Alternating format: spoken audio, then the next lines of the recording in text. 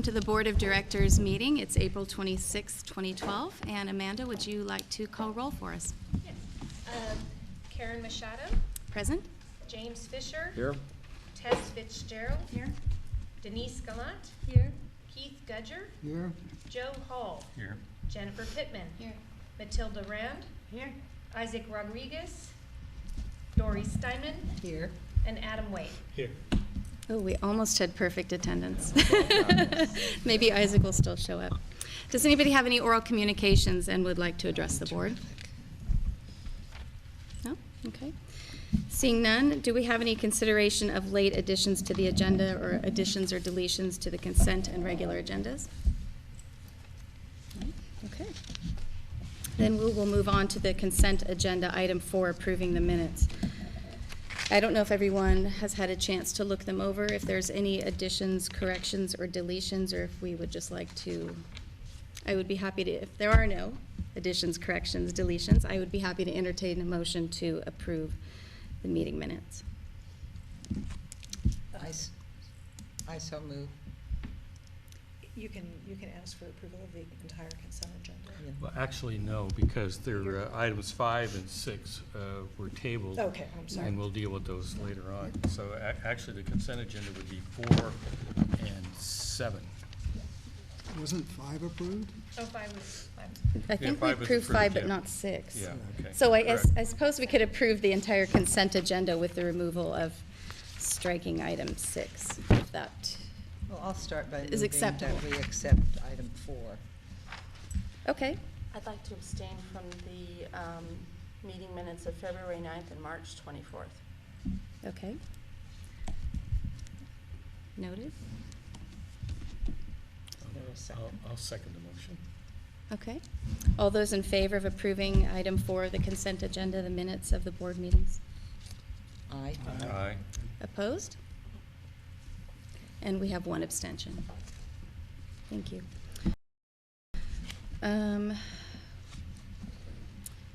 Joe, would you like to fill in the rest of the board about our recommendation coming out of the Finance Committee regarding item 5? Well, there were two discussions. One of them was on the budget for FY 2011 and 12, and the Finance Committee recommended to the full board that that be approved.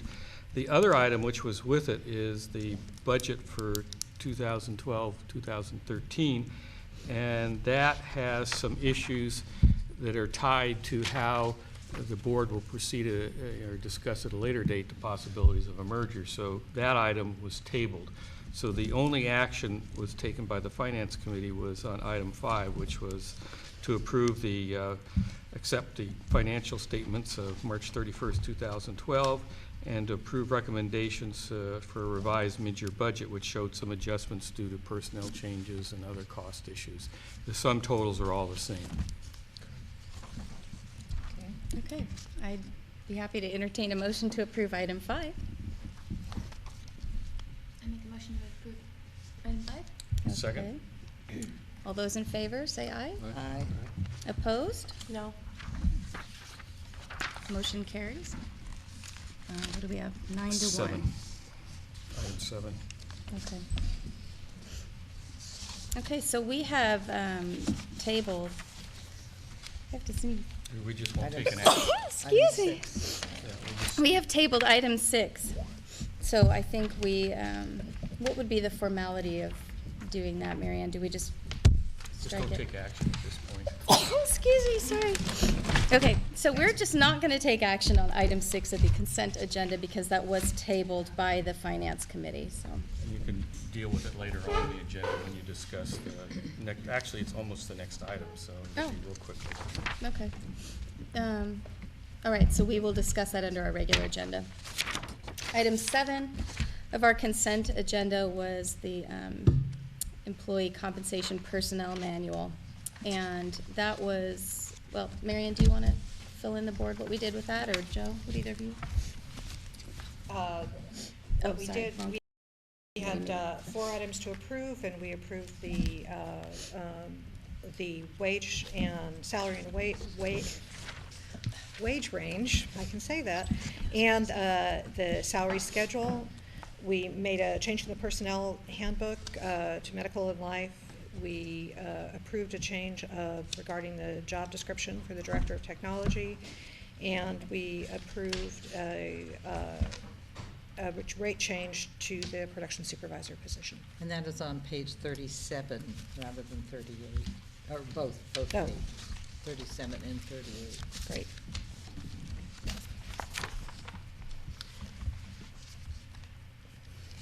Sorry, go ahead. I was curious what the cost associated with the dependent and spousal coverage is to the organization. Currently, it's non-existent. There is no one who has that coverage. And was there a discussion with the staff about that? No, there wasn't a discussion with the staff about that. There are with a few staff members, but I did not discuss that at the staff meeting.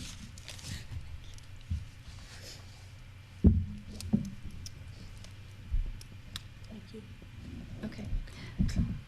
If there's no further questions regarding item 7, the employee compensation personnel manual change, I would be happy to entertain a motion to approve that.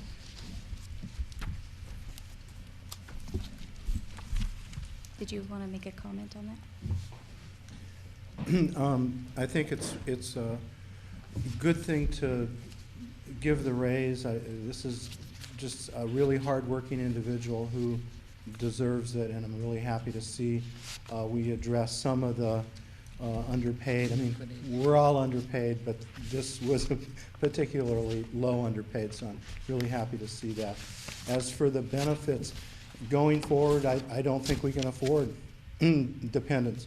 When we initially set this up, there was a very big debate about whether to have dependents included completely at 100% or not to include dependents at all. And this 50% was a compromise that was put into place a long time ago.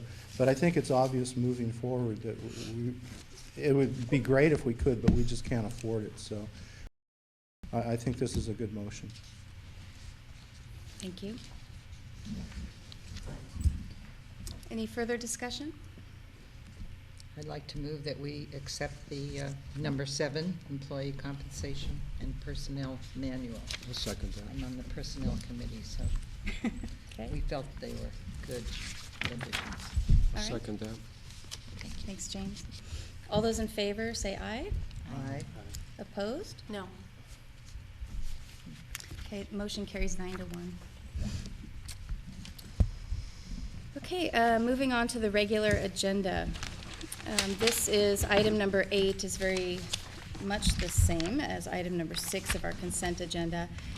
It is something that we had decided to table in the Finance Committee meeting due to we felt it was premature to be discussing it at that moment. I'm not sure if anybody has the sense it's still premature to be discussing it now, but I can certainly Well, have actually, a conversation about it. yeah, I think the work program probably really is the major point of discussion, and I would recommend that the executive director kind of run through some of the issues that are in this item, and then after that, we can deal with the item dealing with the budget. So Okay. that would be my thought in terms of what the Finance Committee felt. Okay, is that okay, Marianne? Yeah. We'll turn the floor over to you for a little bit. Great. Okay. The Board of Supervisors, when I met with them last February, really, and both individually and as a group, asked for to look at the way we deal with CTV in a way that was not evolutionary but revolutionary, looking to really change what we are doing as a media center, something that would allow us to be vital to move forward, but be able to deal with the oncoming DIVCA changes that are coming in 2014. What I have put together for you is a plan that asks that we take the next 6 months to look at the potential merger of CMAP in Gilroy and CTV. And additionally, there is interest from AMP in Monterey as well in terms of this issue. And Kathy Bisbee, who is the executive director at CMAP, is here, and we'll talk to that. What the hope was is that by integrating the media centers, it would allow us to take really the best practices, the best skills, the best things we have, and integrate those, and to potentially share, have shared services, be able to share management, share accounting, share some of the skill sets that we had in the three areas. It has a lot of advantages. Obviously, shared resources, technology, curriculum, equipment, all of those things I think have potential. It has a fundraising advantage. To be able to go out regionally is something that I think could help us. And also, if we are piloting something like this in the country, I think it potentially helps us in terms of fundraising. As I said, the capacity to reduce costs through shared services and shared programming. We have a lot in common in terms of the three areas and the programming that is produced in those areas that we could be sharing with each other. And again, I feel like the idea and the issue is revolutionary. Revolutionary, but not easy. This would be a very difficult process in terms of trying to do this type of integration.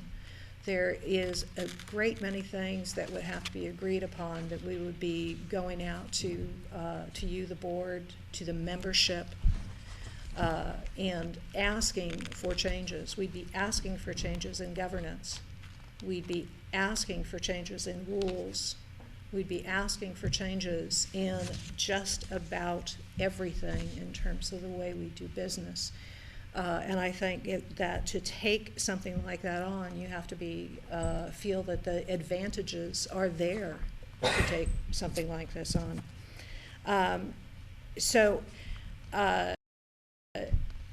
The other issue is we'd have to figure out a way that funds can be combined from the different entities that would be satisfactory to all of the different entities. And I think that is something that will be challenging for us. So those are the challenges. We also, I think, in my write-up of our business plan, I feel like after my discussions with Kathy may have kind of misrepresented what her role might be initially in this situation, because we have put her in as kind of as an acting ED, and that's something I think Kathy can speak to as well, that role on a one-day-a-week situation is probably something that would be difficult. I think that it would be preferred that she would be somebody working with me or whoever you put in this role to take on the issues around that merger. God just coughed. Control room, control room. There are other parts of this 6-month business plan, and those talk about what I think we need to do here over the next 6 months, those kinds of changes. But I don't know if we prefer to kind of think about this in a two-pronged approach and discuss that idea, and then discuss some of the other proposals I have in terms of closing more hours, having a higher, charging more for classes, doing those activities. Because I think those activities, no matter what the next 6 months bring, we need to do all of those activities and prepare to do more as we hit the 6-month mark. I think, Kathy, if you would like to say anything about your role in this potentially and the role of AMP, that would be. Yeah, Thank and you. I'm not sure if everybody saw Kathy come in. Oh, I'm sorry. This is Kathy Kathy Bisbee. Bisbee. She is the executive director of CMAP in Gilroy. Thank you for coming. We Sure. appreciate you being here. So any kind of thoughts you have or feedback on this? Well, I think what Marianne said is really true. This is something that hasn't been done before. So we would imagine this is definitely the kind of revolutionary system change approach that both your county supervisors and I think really most of our colleagues in the industry are looking for. I'm on the national board of the Alliance for Community Media. And so I hear stories about media centers closing all around the country. Unfortunately, we've lost 50 in California in the last couple of years just because of them not being able to survive post-DIVCA.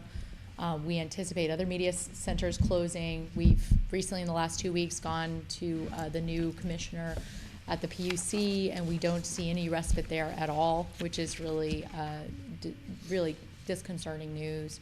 I think one of us, and she agreed, described it as a death by 1,000 cuts.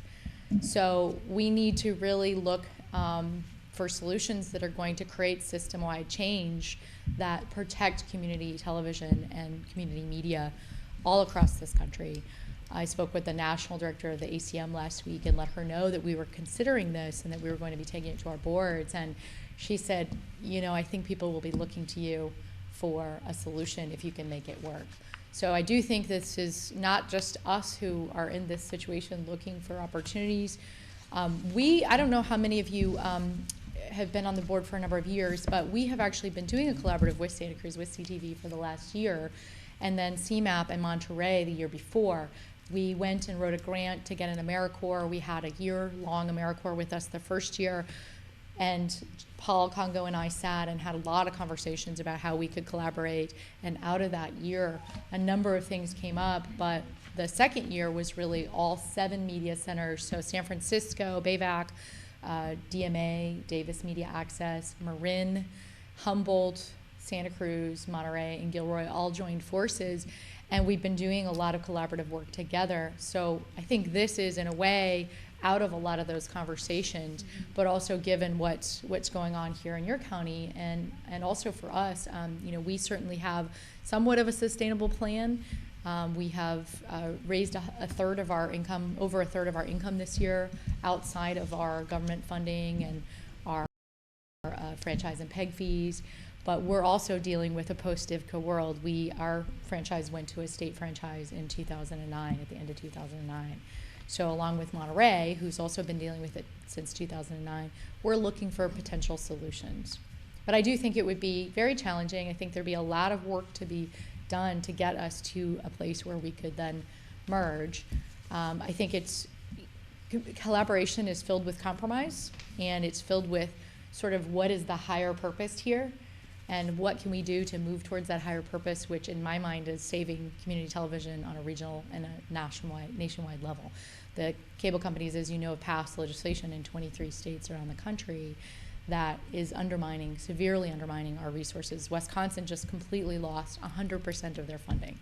So this is, I think, probably the steps that we're moving in are proactive, because we're not there yet. We haven't lost 100% of our funding, but I believe, and my board believes, that we need to be prepared for the day that we do. And I have, just so you know, I have brought this. We just talked about it, I think, 2 or 3 days before my board meeting, so it wasn't on the agenda, but we did put it under new business.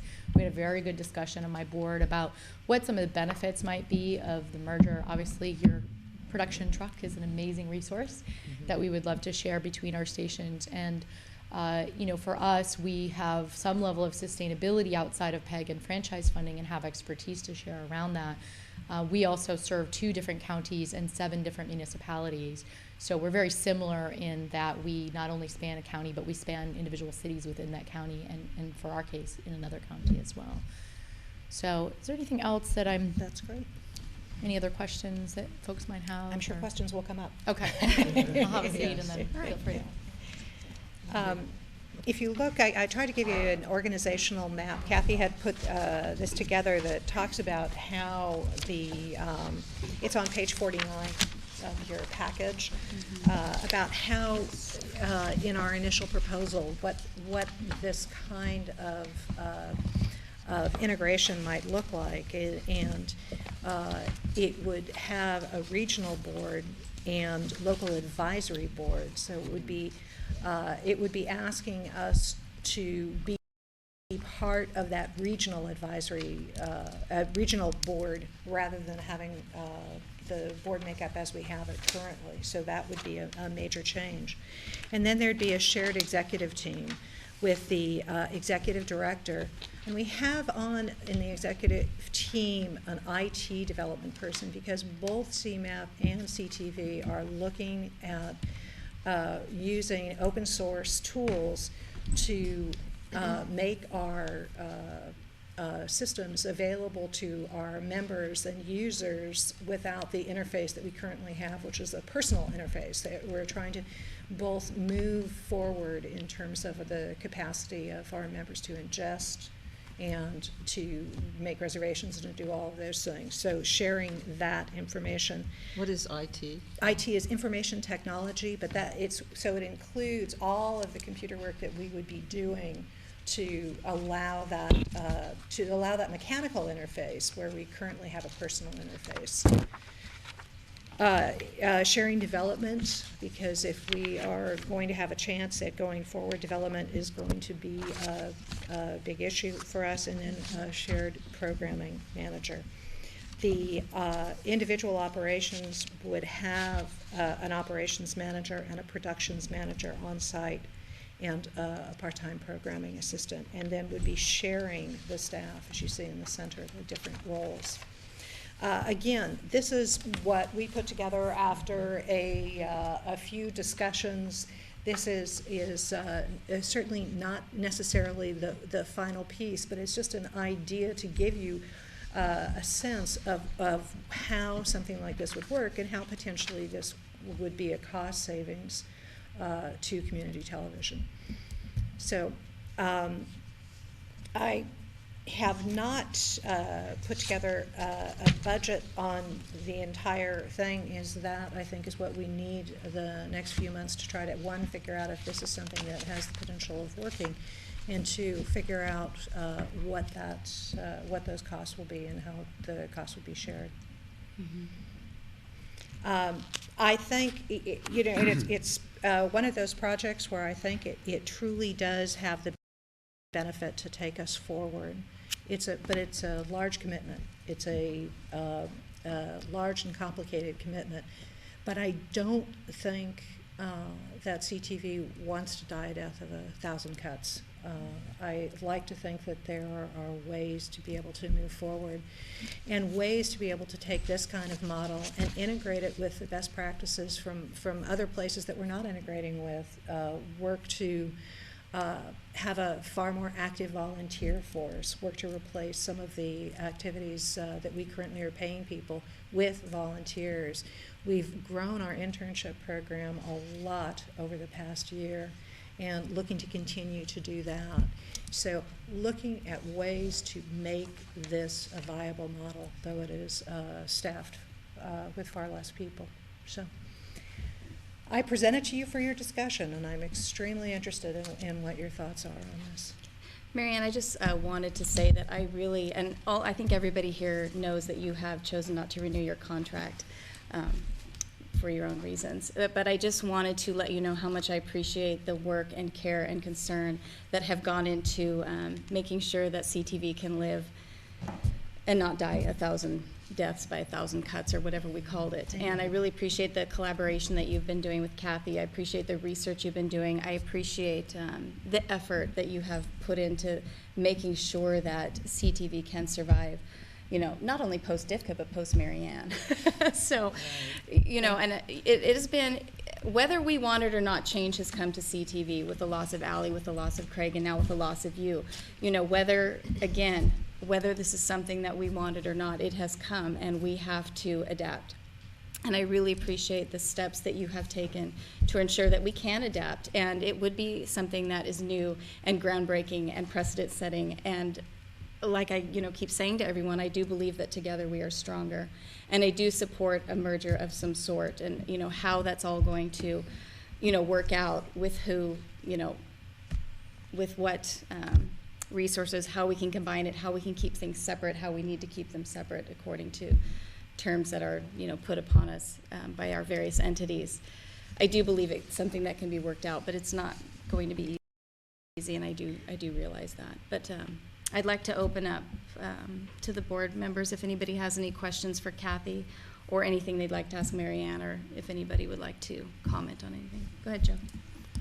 Actually, I just wanted to thank both Kathy and Mary Ann for their work on this. I think it's kind of the path forward in one way or another. As I always say, it's the devil is in the details, and how that works through, we have to be optimistic about. But when I got on this board, it was a real learning experience. And I started to find out all these new terms in my life that I had never heard of before. And then I found out a date I'd never heard of before.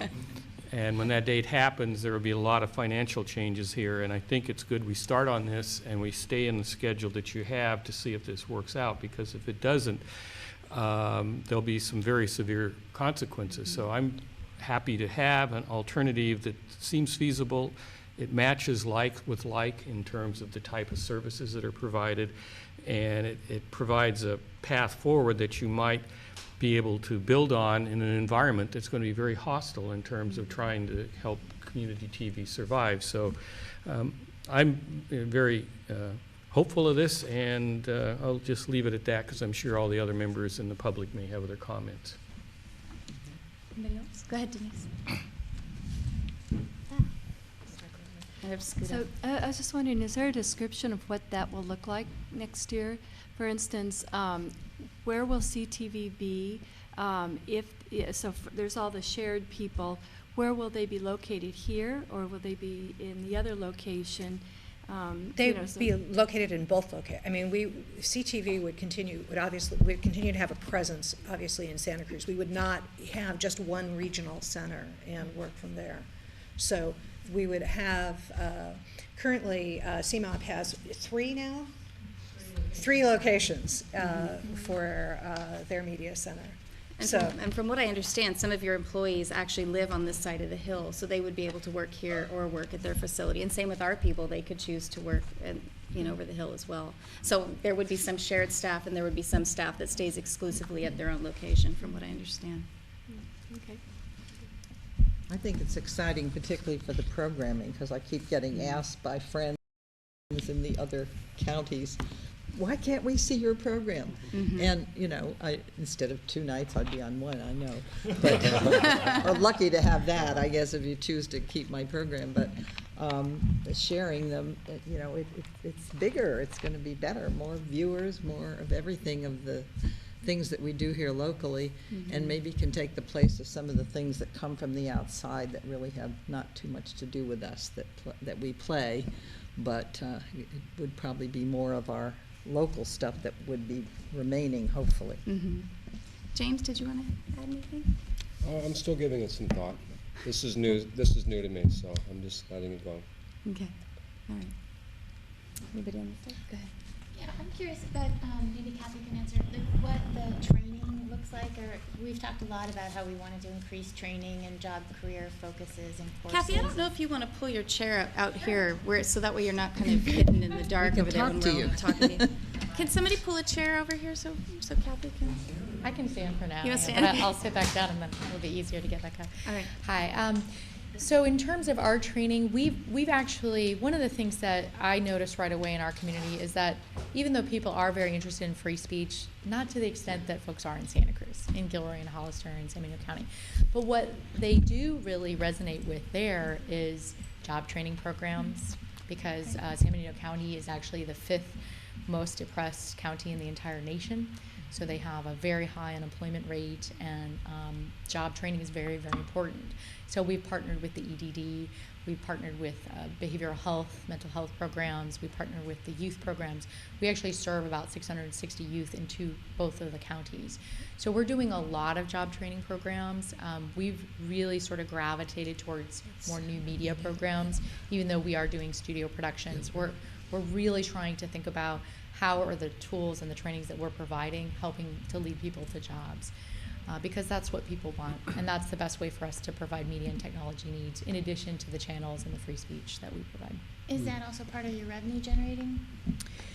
I wouldn't say that it is yet. We are actually, one of the things that's really exciting for us this year is our contract with Galvin College is ending. We've been there for 10 years. We negotiated another 1.5 years, so we're on campus until June of next year. But we are just about, it looks pretty good. We're working out the final MOU for Christopher High School, which is the 10 million plus new high school in Gilroy. It looks like a college campus. And we're going to actually be putting in an Apple certified classroom there, so we'll be able to teach Apple certifications. So that means we'll really be able to expand a lot into graphic design, into the Final Cut Pro certification. So people could actually come to us, because within an hour, I mean, I think that's true in Santa Cruz too, that when I went to get my certification, I had to go to somewhere in Silicon Valley and get the certificate. So there's really a lack of that level of training certification available for folks in our communities, both communities. Thank you. Okay. I have another question for her. Sorry, you sat down too prematurely. Do some of your people that work at your station end up interning at the TV stations that are in Gilroy?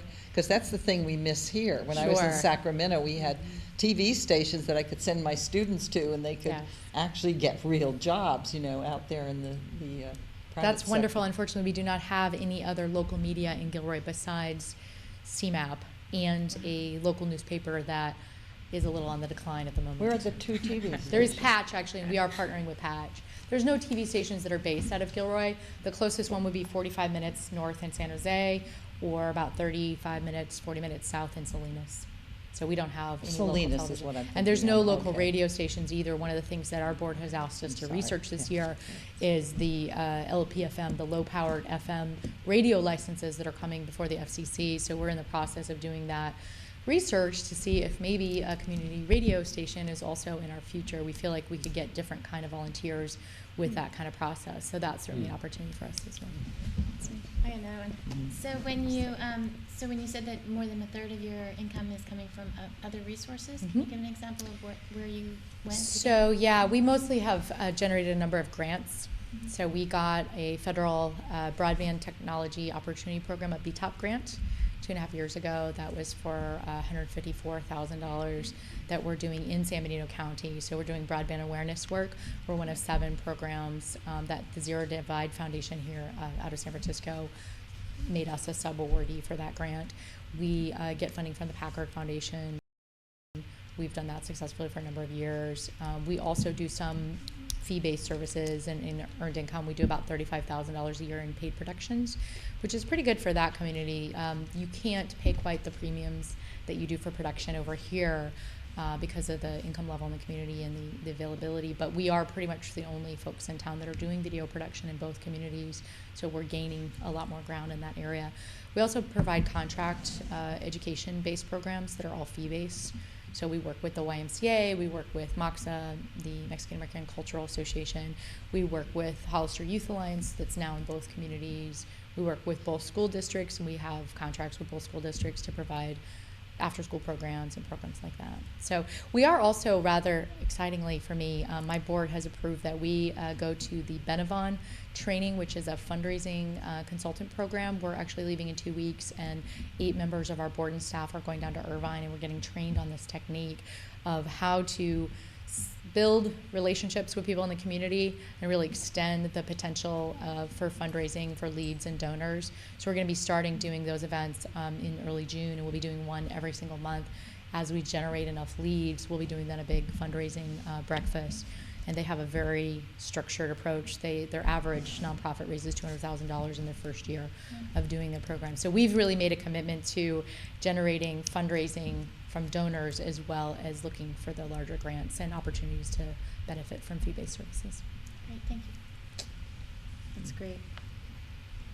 Good potential for revenue there.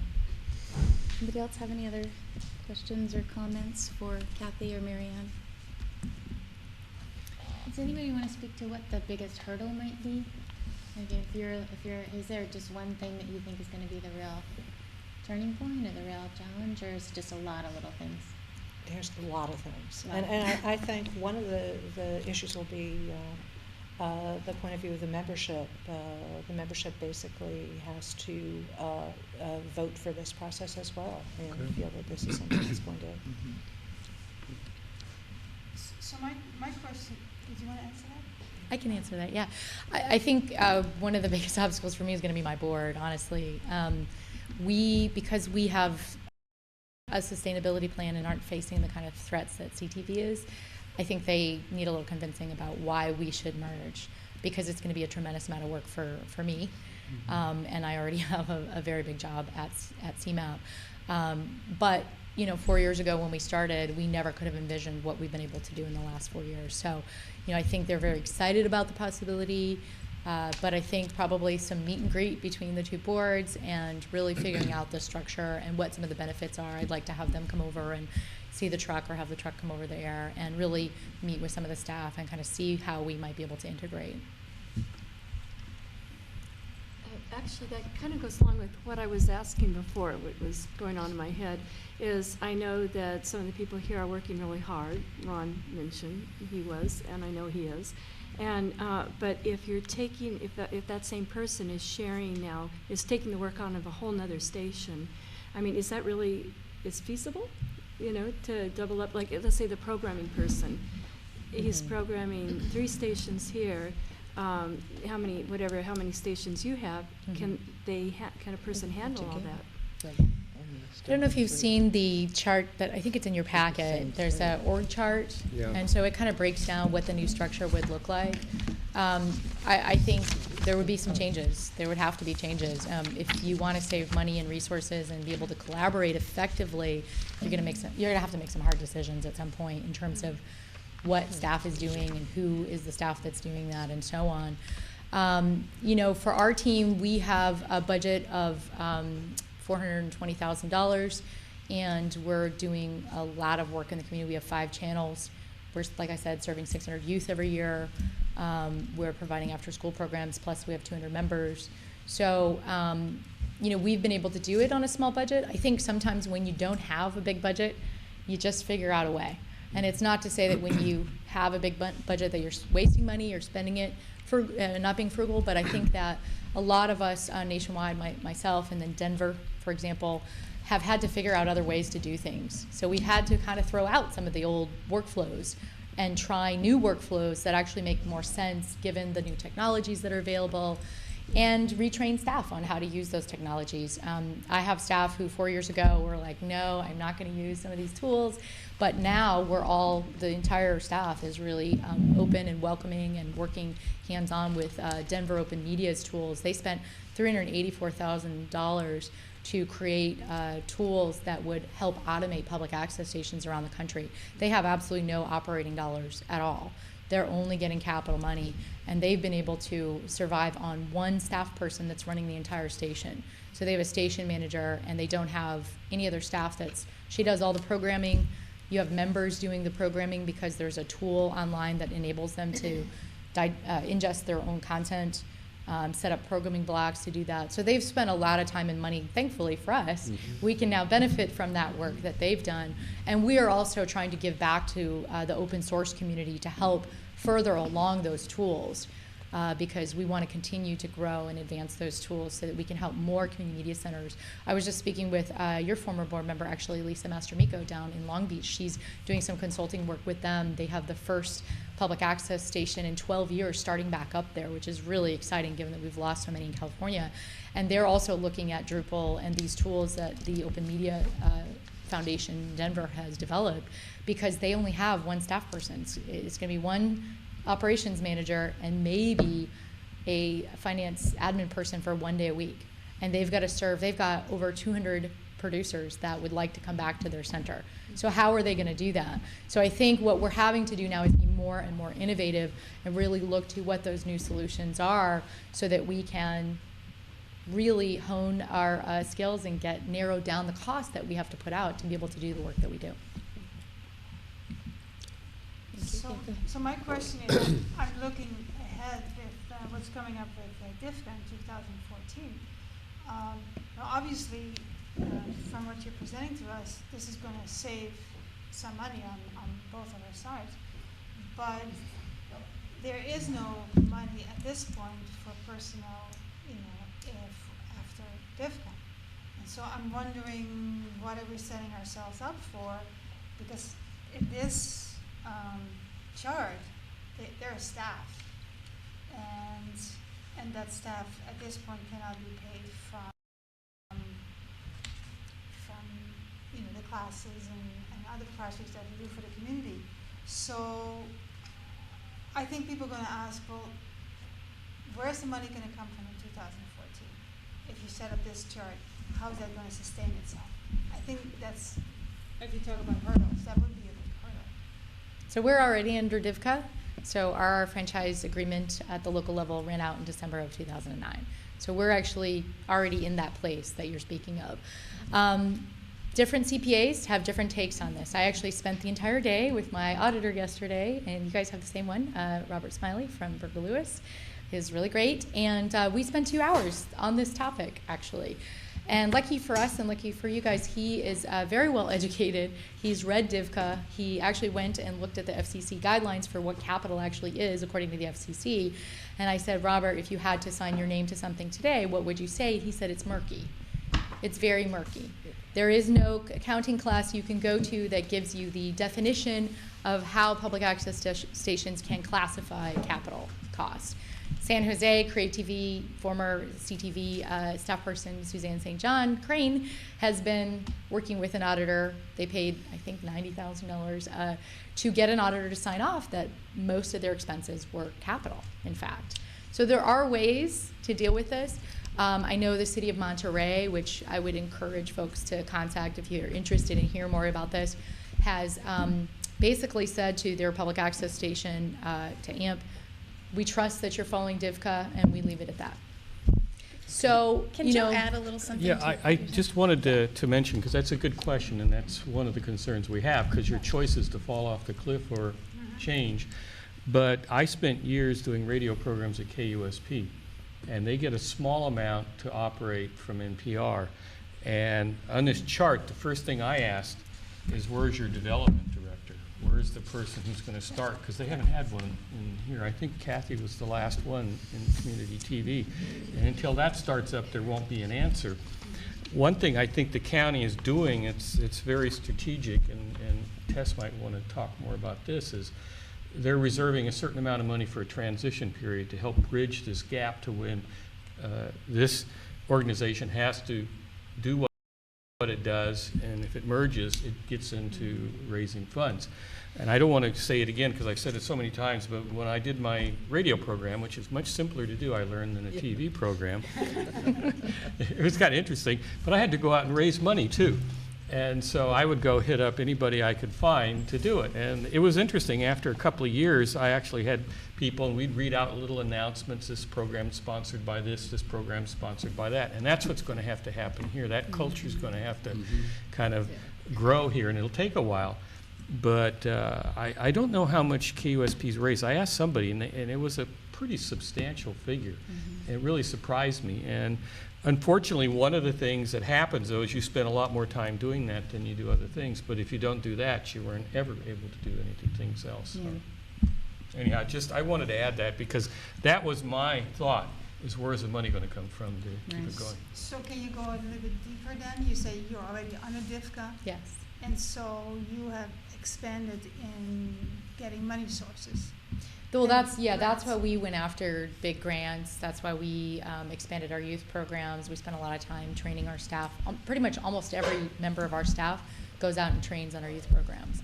And I actually have to give some kudos to Adam Wade because he was very helpful when we first started our youth programs 4 years ago, giving us curriculum that really helped us to build our curriculum program and our youth media program. So we were collaborating back then as well.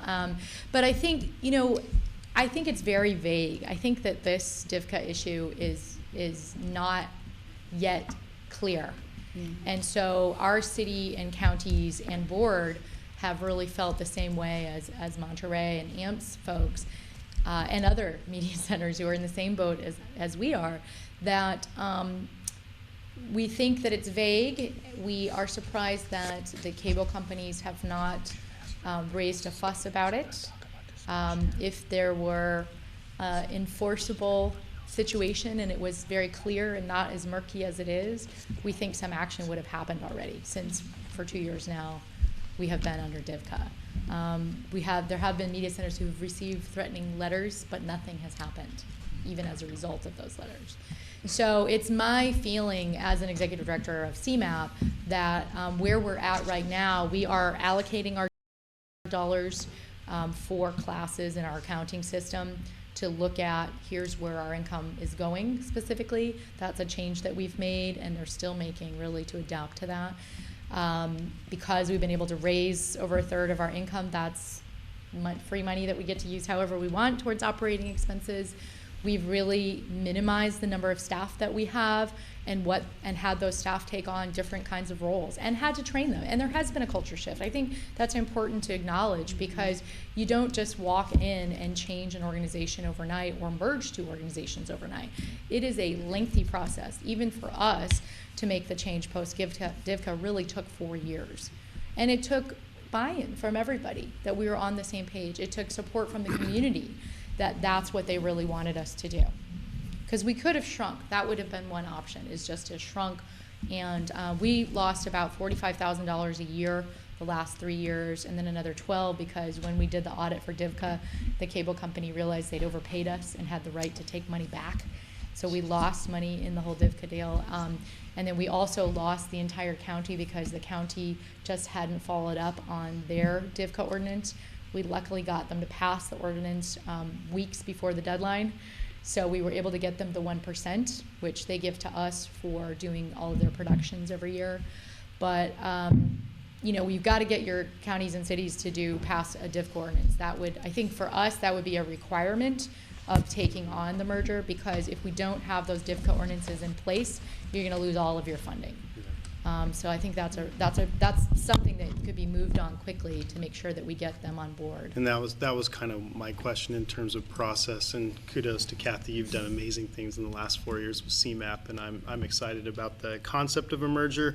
I just saw in the plan that it says to prepare and execute this plan, CTV is asking that the Board of Supervisors approve a 6-month budget and work plan. So what is the where are we with the Board of Supervisors, and what is the next step on this? Well, we have to do it here first, Okay. from what I understand from Mary Ann, and then it will be presented to the board on May 8th. Is that correct? But you can probably, Except for they're getting a sneak preview because this is broadcast.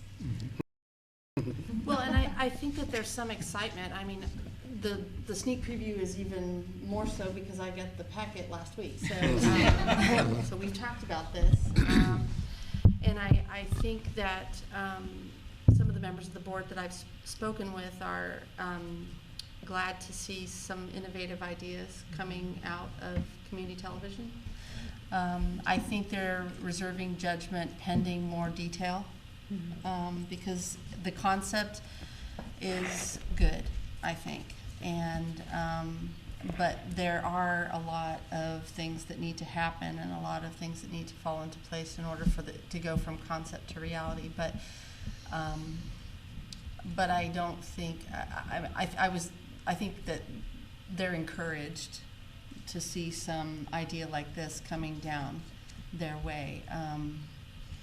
I'm kind of I'm unclear what our board is being asked to do now, though, and it's probably just because the place that I come from, there's usually a recommendation for specific actions that the board is being asked to take, and I don't see that in this report. I see that Page 50. there's a consider adoption of the 6-month work plan in the budget. Yeah. But within that, I don't see any actions being requested to be taken by the board. So if I could get clarification as to what it is that we're being asked to do now, that would be helpful. great. You're being asked to do a couple of things. One of them is to approve going forward in terms of Just allowing us to exploring. explore this merger. So allowing, as we get to the to July 1st, that Kathy, we would be paying Kathy a fee to be working 1 day a week with us on this process. The way I had set up the budget is that I would be working 2 days a week, and we would be working to try to go through the various steps of this process. We would come to you, but also be potentially looking to see if we need, what kind of, if any, consulting work we need to bring in. There are different organizations that do this, and we've talked a little bit to the Community Foundation. They be interested in trying to see if there's a way they can help us move forward with this exploration. So those are the pieces that kind of sit before us. And then the other side of this is approving the other changes that are being asked for over the next 6 months, which is the changing the hours, the open hours, the changes in the price of classes, the changes in staffing in terms of the decreased staffing, and those issues. Do you feel like that's enough, or do you need? Well, I kind of feel like it might be better to bring those as specific motions, because I'm seeing a lot of generalities and a lot of things that will need, some things are out of the control of this board, just straight up. And those things need to be kind of figured out first before, my fear is if I vote to approve something like this, that there will be steps that are required in our policy and procedures manuals that will be avoided. I mean, there are a lot of components to what you're talking about here, and there are a lot of processes that we have here that need to be followed in order to make some of that happen. And so it looks like an accept and file to me, which is, this is what I'm planning to do. If you think that this is a good idea, but not asking for the consent to do everything that's outlined in here. That I would be more comfortable with like an accept and file, especially given the discussions that we had about the numbers in the budget. Yeah. Like the budget as presented, if we're being asked to adopt this work plan and this budget, I wouldn't be able to vote yes, because as we discussed in the finance committee, there's some changes that would be made. So while I think it's a great idea, I think that there are a lot more specific requests that need to be made or brought before the board so that we can have a deliberative process about each step of the way. Mm-hmm. Let me, go ahead. Go ahead, Doreen. I have a question. I'd like to hear a little bit more about this possible move to the tannery. How far along are we in any discussions with them? And is this a reality that it might happen?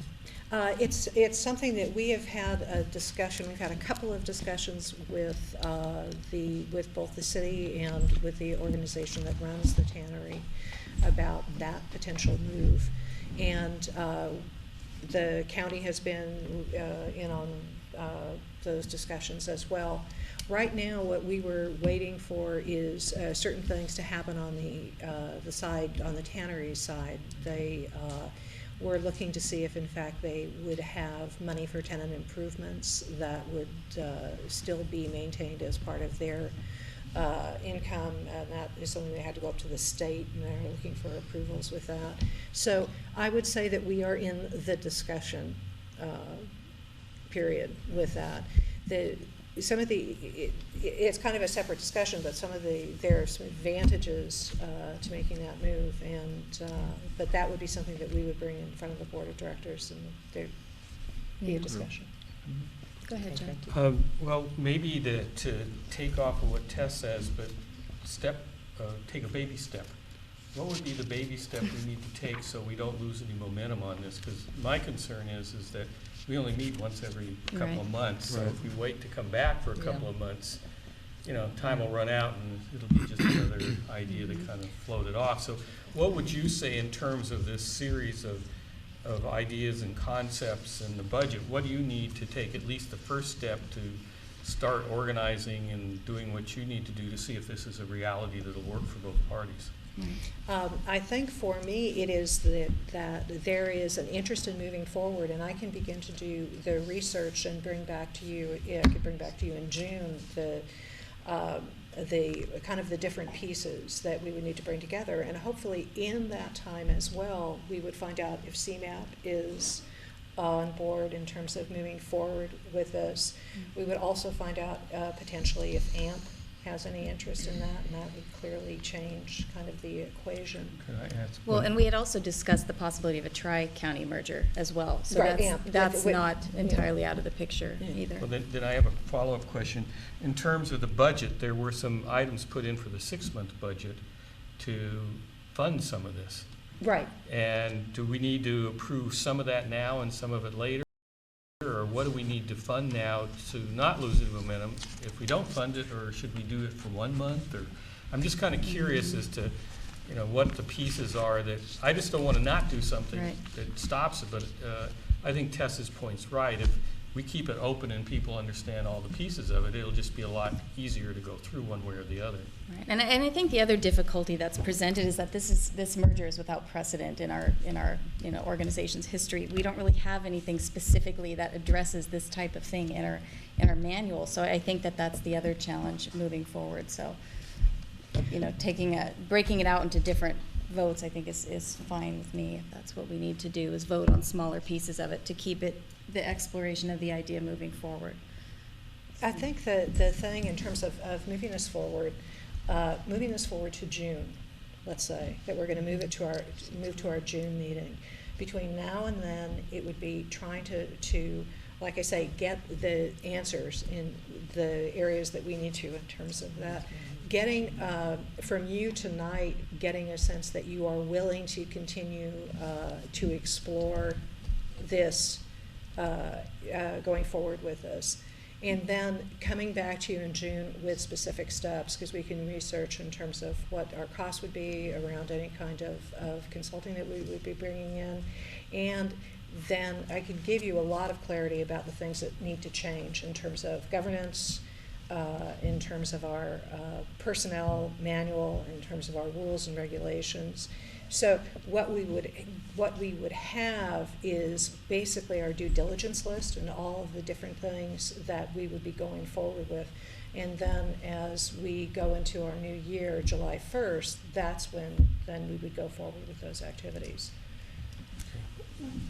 What do you think would be most important for us to present to the county at the May meeting, the May 8th meeting, about this? I mean, what do we say that we're doing, or is there a sense that we? Well, I think that's one of the difficulties is trying to present the fact that we are moving forward with something that we're not sure we can make happen at this point, because we, not everybody's on board, but this is what our plan is in terms of trying to put this together to take this process forward. And that's why I put in a 6-month budget rather than a year budget or a 2-year budget, is to say that we are going to use this time to try to explore this. And if in fact we find out 2 months in or 3 months in or in June that CMAP is not going to go forward with this, then I've got to come back to you with a revised budget for next year, and we've got to try to figure out, got to do that. But with the Board of Supervisors, any advice and counsel you can give me, Tess, in terms of going forward.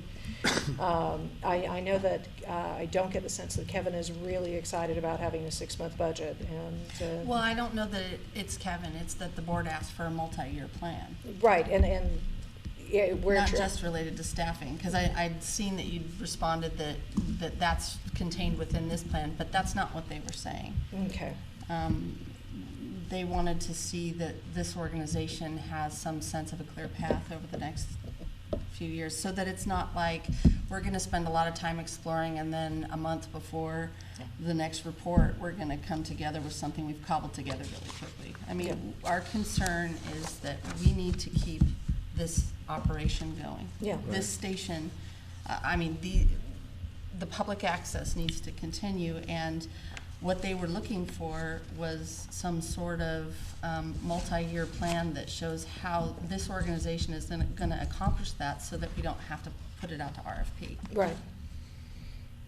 And I think it's particularly challenging because there's so many unknowns at this point, but trying to do our best to come up with Can I ask a something. technical question? In terms of the item we tabled, the budget, that actually can wait then until June, because, or do you need some action on some kind of budget now so you're ready We have for to your put something forward. fiscal year? Correct. Yeah, Now, we your have fiscal year won't begin until July 1. Correct. So is there enough time if we deal with this at that time when we do it, or we need to deal with it tonight? I think we need to deal with it tonight. Okay, because what we have here is a 6-month budget, and Tess was saying that the board asked for a 1-year budget, so I'm just curious. They asked it For for, two they asked years. for a They multi- want it They multi-year. want to know like what the game plan is to the end of days, essentially. Well, you know, I think until we know that CMAP is pretty on board with it, I think it would be particularly challenging. I mean, I guess don't it'd you- be fictitious in a way, I don't know. Yeah. It would be guesstimating. I can say that we meet monthly. Our boards meets monthly, so we will be meeting on May 14th, and then we'll be meeting again in June. So if May 14th board meeting is a meeting where we could have as many of your board members come over and we can have a conversation, I think that would be very helpful in moving us forward. And bringing the truck probably would be a good idea. Yeah, I think we've already lined that up. Yeah. 14. I'd like to point out, Tess, It's that a Monday. we have a end-of-year plan. We have a financial plan, we have a facilities plan. We don't have the staffing plan, and that's for strategic reasons we don't. We have all that information, but at this point, how useful is that if we're merging with CMAP and Kathy Bisbee ends up being the ED, then she will have to be the one who decides. Okay? So we have all that information. That's what we've been doing in both the ad hoc and marketing committee, is we put together a complete financial, facilities, equipment, and except for personnel plan. It might not be a bad idea to be prepared to present that as well as this option. That's what I was I mean, when you say thinking. multi-year and you have it, why would you not tell that to the board? Because if you come to them, and I don't speak directly for that, I mean, I'm not gonna put words in their mouth, but if I were in their shoes, having read the verbatim transcript and having been there with what they said, and you came with a 6-month budget, I would probably think that that was not sufficient, and you weren't being responsive to what was asked of you. Okay. So if you have it, bust it out. Oh, 'cause- it's been in all the documents that's gone out. The thing that is interesting is that I was there at the previous board meeting where Mary Ann made the presentation, and to me, it was pretty clear the supervisor said, we want next year's budget. I didn't hear any request for a long-term plan. You might want to review the transcript again. I Okay. think it was Supervisor Coonerty? It was either Coonerty or Leopold. I think it was Supervisor Coonerty who basically suggested that we get out of crisis-based planning and go towards long-term planning for this thing that we know is upon us. So basically, what you're suggesting together is a plan A and a plan B. A plan A would be give the multi-year plan for the financial, without the merger.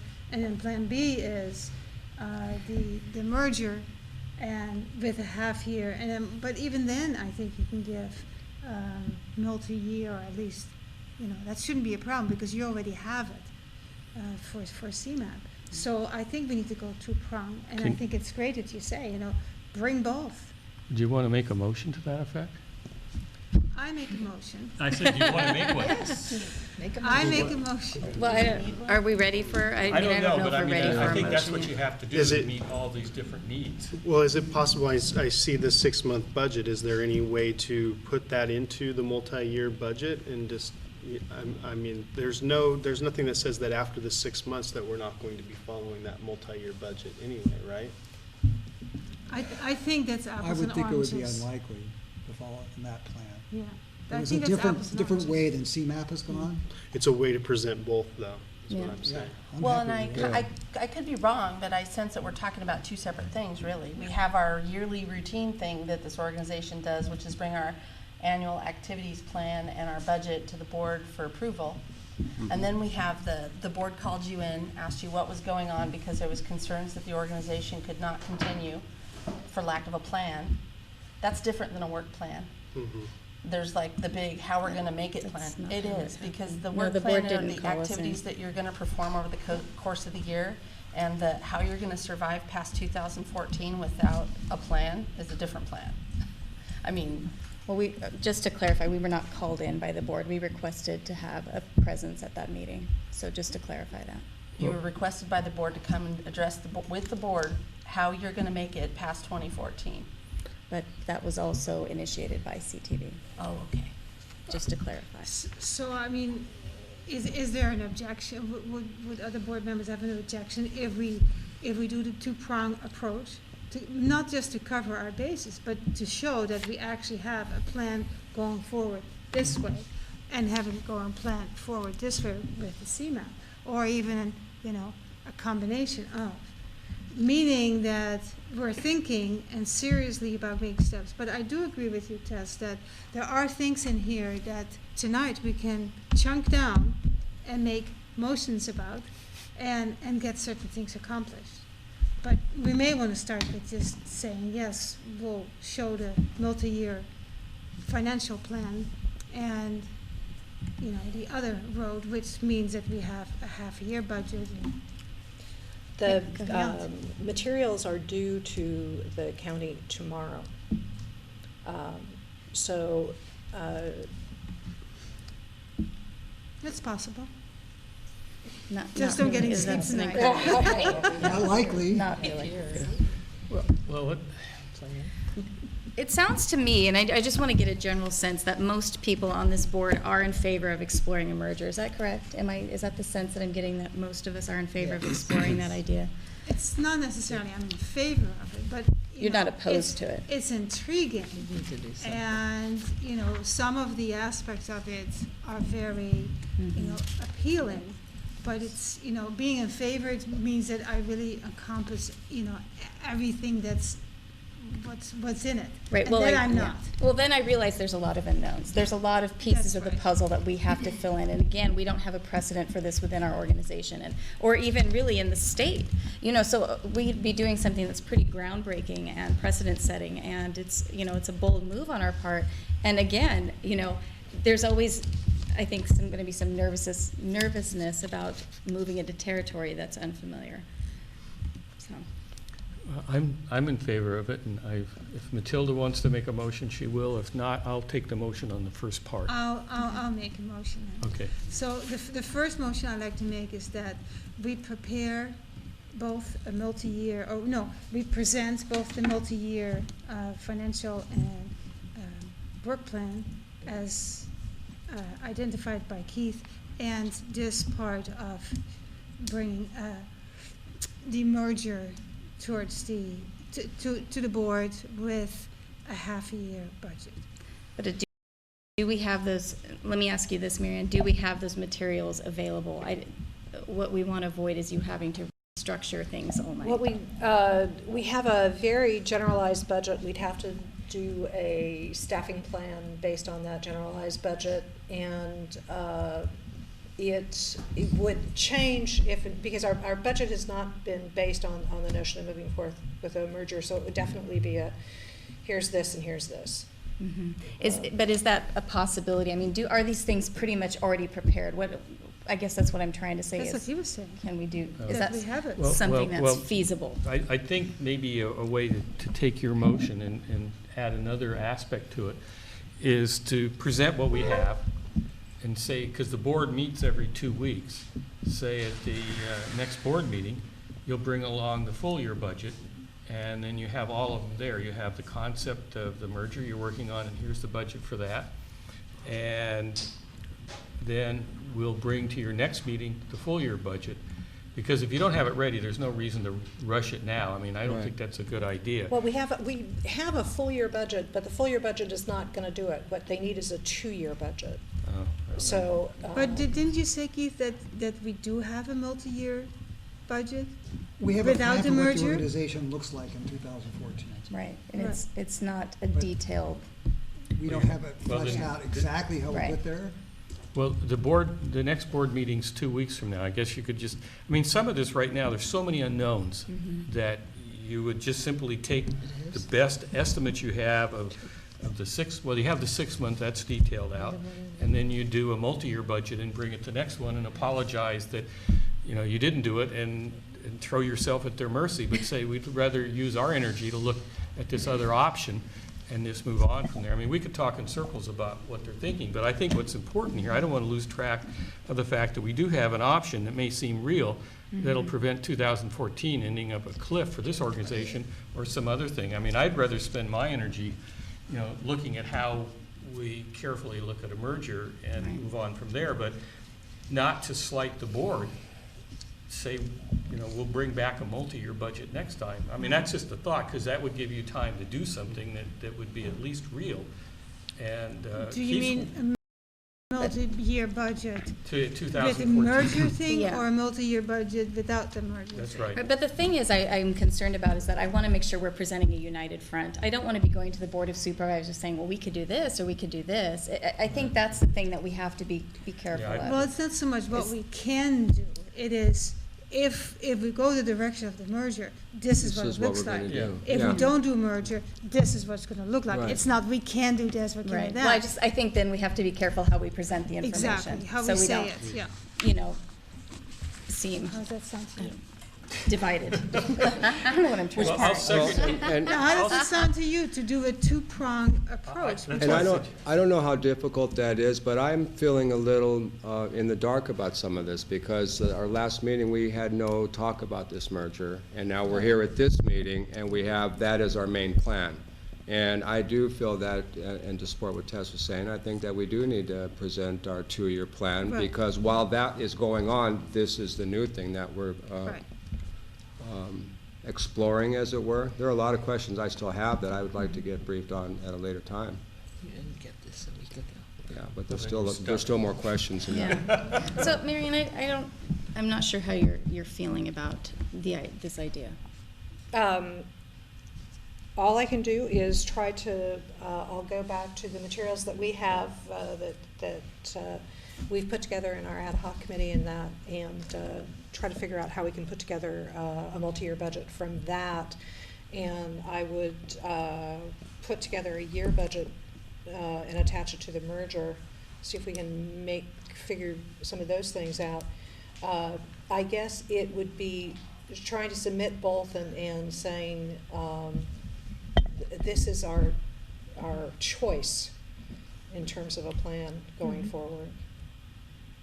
I mean, I guess my question is what if the merger doesn't seem to be the best idea for CTV and we end up not doing it? I mean, there is a possibility for that. Well, I mean, I just heard that, Absolutely. I just heard that she has to go and convince her board members that this is even worth Exactly. doing. Right. And so I don't want to so hinge everything on them saying, That's you why, know. that's why I did it as a 6-month Yeah. process, because we'll know pretty quickly. And then at that point, Okay. we have to do some major cutbacks and put more money into IT and things like that. So we would make those changes. Well, and I think if we explain that why it's only 6 months, I think, I think it's acceptable. well, in 6 months you come back and there may be, I Maybe mean, things have changed. I mean, what happened in San Francisco is they put an RFP out. So, I mean, this is kind of like one step and that might be the other one, so. Yeah, and I think if we do nothing, or if we don't, if what we simply do is put together a scenario where we just cut everything,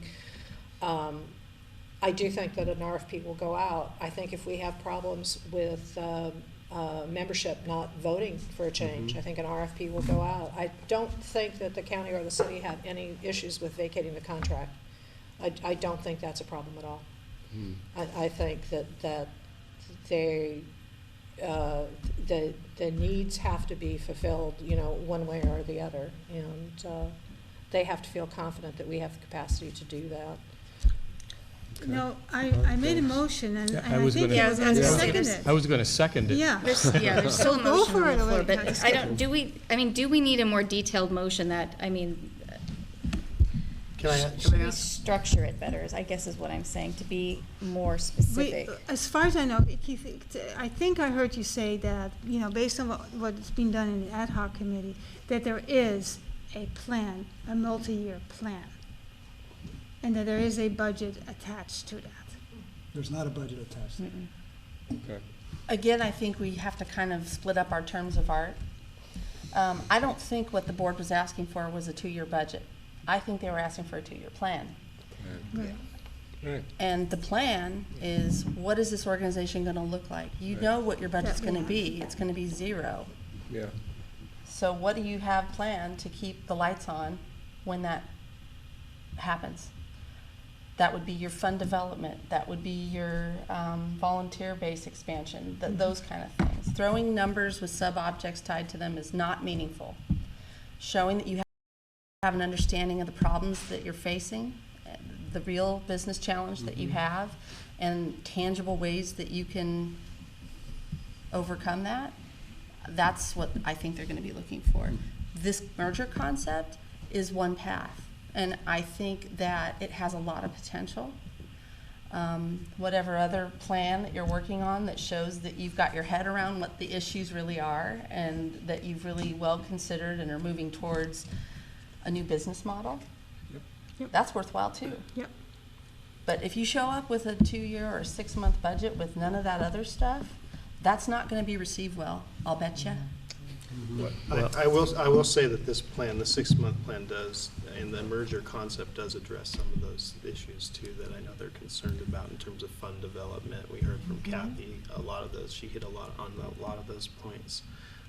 But I agreed, I don't know that we can approve this plan, the 6-month plan as is, or, move forward with it without more information. I'm just wondering, the county supervisors, what they're going to do. But in the timeline, it's the first month is assessment and resolution, right? Right. So we would know after month 1 whether this is viable, whether we should move forward with it. So why are we going to adopt a 6-month plan when we could really just talk about month number 1 and approve moving forward with month number 1, and then, finding out more information? I'm with James. I think we do need a little bit more information. I don't know if it's feasible to go to the Board of Supervisors and ask for month-by-month funding. No, I'm saying that we need no. to go forward with the 2-year plan that we were working on, and whatever budget for next year, I don't know that the 6-month budget would fly.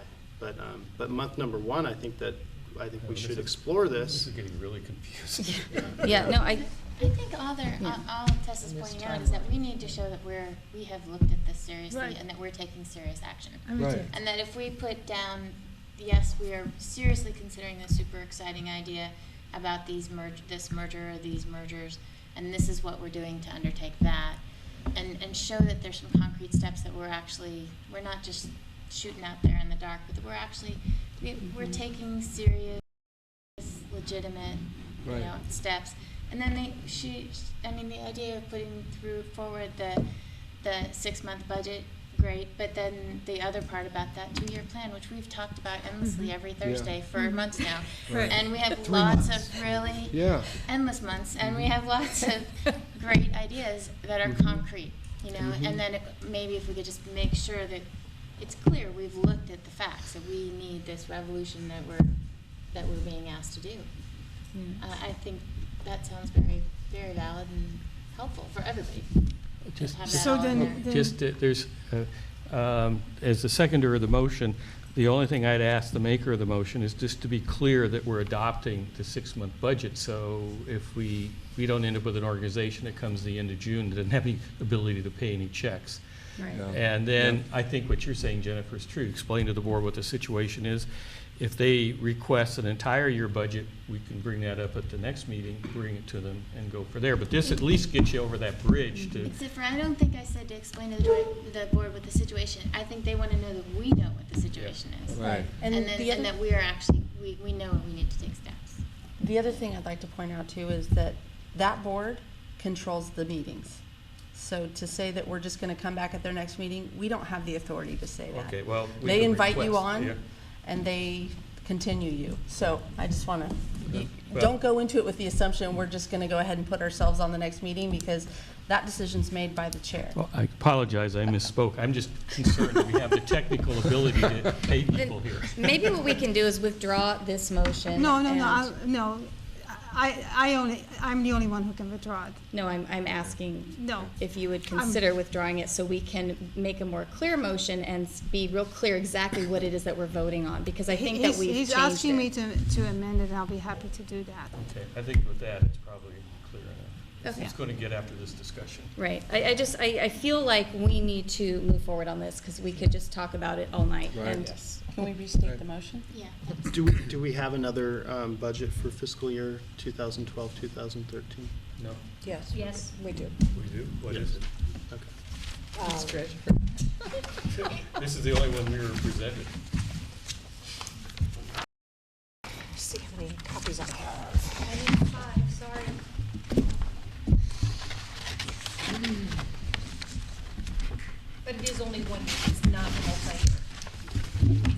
But I'll be happy to restate the motion. So I make a motion that we provide the Board of Supervisors with two paths. One path with what the ad hoc committee has been working on, a multi-year plan. What is it going to look like in 2014 when DIFCA, when we fall under DIFCA? And the other path is to show the path of the merger with attached to it a 6-month budget. It's in the packet, isn't it? Is that what you? Oh, it's not. That's, Oh, draft, okay. That's Can my you second it? clarification request. Okay. Now we found out we had a one-year budget, so that's gonna throw things off more. I would rather I leave the don't- motion the way it is, because we won't know where this is going, and if something changes in 6 months, I guess you could adopt a 1 year and know that you could come back in 6 months and amend it, but, I don't know, I kinda give up, I mean, So we have a I'm at motion and a loss for words second. right now. okay, I'll call for the question. So can I ask this then? So if we adopted so let's just say we adopted this fiscal year 2012, 2013 budget, we could come back and amend this to include the 6-month budget or the changes that are in the 6-month budget? Is that, maybe that wasn't clear. Say that one So more if time. this budget for fiscal year 2012. And you're pointing to the one that Mary Ann That just just, gave. that Marion just handed out. That includes the 6 months. the 6-month That, budget. yeah, I was, So that includes these changes? yes. You know, it's funny, if I can say something, I really feel uncomfortable voting on a budget that I only saw. Exactly. That's I why. feel more comfortable voting on the one in the Tilda's Yeah. motion that I seconded, and I think maybe this is something. And that's not what I was. Yeah, you can I take was this just to the asking board in and say, terms of process. here's a one-year budget too. I don't know what you can say to the board. I think at this point, I've exhausted all my Well, I thoughts think on it. that if the board doesn't feel like you have your arms around what they asked you to return with, they're not going to approve your budget anyway, so. Well, I think at this point, I can't vote on something that was just passed out. Right. I No, could let's vote not, on- let's not do that. We have a motion, we have a second. Yeah. Well, and I think this is what I was saying is presenting United Front, is that we really need to make a motion that we are not necessarily in favor of, but that we are willing to explore the merger idea. I mean, is this something that is, That's what we're doing. Yeah, I think we'll just. well, I thought we were just talking about the budget. 'Cause it- No, No. it's both parts. Okay, all right, I just wanted to clarify. The motion says we're presenting two paths. One with what the ad hoc committee has been working on, a plan, a multi-year plan, you know, and what it's gonna look like in 2014 when we fall under DIFCA. And the other prong is going the merger way, Okay. including the 6-month budget, you know, attached to it, the 6-month budget. All right. And he seconded that. All right, is that, I have a question about the motion. can I just ask Marianne a question really quick? Is that clear enough, this motion that's on the floor right now, to allow you and Kathy to move forward with exploring the merger idea? I think so, yeah. Okay, I just wanted to clarify that. Go ahead, Jennifer. And so are we presenting a 6-month budget in addition to that? Is that part of your motion? Yeah, that's part of this, That's the part of second right, path. yeah. Okay, great. Okay. Because we're not gonna vote on the 1-year budget because we haven't seen it yet. Correct. So we have to attach the 6-month budget. I call for the question. Okay, Vote. well, we have a motion and a second, a motion as restated and as amended And we have and discussion. verified. I don't, are we? No, we're I done don't with communications. think we're having, Well, I don't think there's been public comment yet. You can do public comment at this point. I mean, there's a motion, it's a second, Second. and there's discussion. yeah, I was gonna say, there's 2 motions on the floor right now. I don't- believe, I believe the process, before you vote on the motion, you have to recognize public comment, I believe. Okay, I mean, I was hesitant to interrupt the flow of the meeting, but I want to make sure that, you know, all voices are heard here. And before it began to conflict with my schedule, I attended those ad hoc planning committee meetings and was involved in this process. And as I think we all share right now, it is difficult to distill down our thoughts on such a huge topic into a soundbite that I can give you right now, because there's a lot going on. But what I can tell you is that, number one, the merger is a very bold idea, and thank you, Marianne, for putting in so much work on this at the time that you have, because it is really a momentous idea, and it really is a revolutionary idea, and I think all of the benefits of it that we've talked about are true and accurate, and it could be a precedent-setting event if we were able to do something like that, and I think there's huge benefits to it. I think that the motion that Matilda is talking about is really important. When we go to talk to the county, if we are not able to show them a plan that goes further than the merger, because there's a lot of things that need to fall in place to make that merger happen, I think that would possibly be a really big mistake, because I can tell you, I have a feeling that if an RFP was put out by the county, everybody that applied for that, everybody that made a proposal, certainly would have that budget. Everybody that sent in a proposal would know what they were going to do for that period of time. And if we only go to the county with the proposal for the merger, it would possibly be a mistake. And I understand that there is some information in a 2-year plan that is probably really sensitive, that probably says that me and a lot of other people don't have a job anymore, and that's probably why we're not all sharing it and looking at it like we are the other information. But that's the reality of what we're going through right now, and that's just what it is. And everybody that works on staff here that I know of, we don't do it because we come here for our paycheck.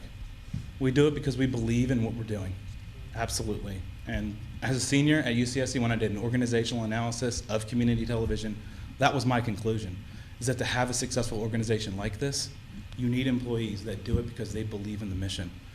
And right now, I can tell you, there's no way that anybody that applies for that open RFP isn't going to have that budget that says, this is what we're going to do with a zero operations budget. And if that's what we need to do, that's what we need to do. But I am fully in support of saying that we need to present both of those options and say to the county, we have this one really great revolutionary idea that could change the way that we all do this. If that can't work, we also have another way of doing this, because we are a capable organization that has carved out a role for ourselves in this community over the years that is meaningful and that people have an expectation of. And we want to continue doing that. And I think that we are all in agreement of that. And the last thing that we want is for an RFP to go out and all of this to be done by strangers who have no idea what we've meant over the years in the community. So I think that regardless of how difficult it is for some people to hear or what it takes to do, I think the most prudent path forward is to have both of those plans ready, because the last thing we want is to go to the county and they say, well, that's a great idea, what else do you have? And we say, that's all. I think would be a mistake. And thanks again. This is, I mean, years and years of board meetings and things that we've done. There's never been a 30-minute period like what we're going through right now. So this is really important, and thanks for the hard work and discussion that everybody's having. Thanks, Daniel. Thanks, Daniel. I just want to ditto what Daniel said. I thought he was very eloquent. Thank you for saying it. Meeting protocol, I would recommend that you follow the protocol, that there's an agenda item, that you have a report on it. At that point, you ask for public comment. Then you close off public comment, you take it to the board, and you have your discussion and you have your motions. That's usually, I think, the best way to do it.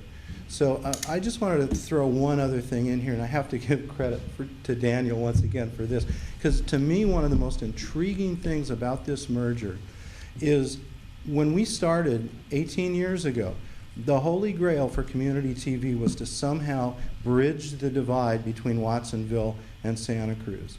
And we have tried and tried. We've made some inroads, but basically we failed. It's really two different worlds. But when you look at San Benito County and Gilroy and Hollister, they actually have a lot more in common with Watsonville. So I think this regional idea would really give a voice to a lot of people who are underrepresented that Santa Cruz never will. We are Santa Cruz centric. You know, we always make the, oh, it's community television in Santa Cruz County, but we've never been able to truly implement that. So that to me is an exciting part of pursuing this merger idea, that perhaps that would give a wider voice. So I'm glad you want to pursue it. There are a lot of pieces to put together, In my mind, the biggest challenge is probably government bureaucracy. You've got a lot of different boards and cities, and that's going to be a really tough piece to put together, but I applaud you for your efforts. And I also want to tell you, this has been one of the best discussions I've heard by this board, and that's why I didn't want to stand up and say, hey, you know, now that the flow is broken, I will stand up and say, hey. But yeah, no, this is really important, and I'm really happy to see 10 out of 11 board meetings members here fully engaged, trying to figure out our future, because it's really important that we survive. So thank you very much for doing that. Hey, thanks, Ron. Kathy, did you want to add anything? I see you. I just want to add that I thought Daniel's point about whoever is going to apply for an RFP would be expected to put together a plan. I know that my board's going to expect that from CTV as well. We need to know that we're not just coming in and then we're going to have to deal with all your problems. Mm-hmm. We need to know that, you know, there's a plan already in place, and we are going to then join to work on making an overall regional sustainable organization. Yep. But I mean, that's why I say we need to convince them. We need to let them know that you guys have done a lot of thinking around this and have a plan about how you're going to move forward, whether you're part of a merger or not. But most importantly, if we decide to merge, we need to know what this board and team is willing to do to make that happen and to make things be sustainable. So I think we would be also looking for a 2-year plan and the thinking that's been done around that. Right. I also want to say that just so you know, the way that we interface with our municipalities is very different than the way that you guys do. We actually have a contract to provide services, but we don't have to get our budget approved by them. We don't have to. We do an annual report and they can ask us questions, but that's really the extent of it. Mm-hmm. So that might be part of the conversation, is that if the merger happens, how would the county maybe be willing to change how they interface with the organization?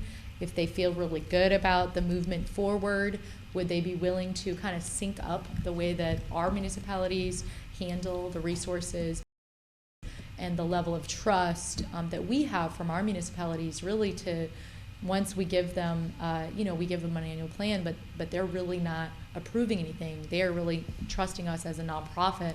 They're paying us to provide those services to the community. And just like any contractor, if we are not meeting our obligation to provide those specific services, then they would have a problem with us. So if a member of the public complained, or if somebody said you're not providing access to this particular part of the community, then they would have a reason to question how we were doing our business. But that might just be something to think about, because it would probably be up for discussion at that point.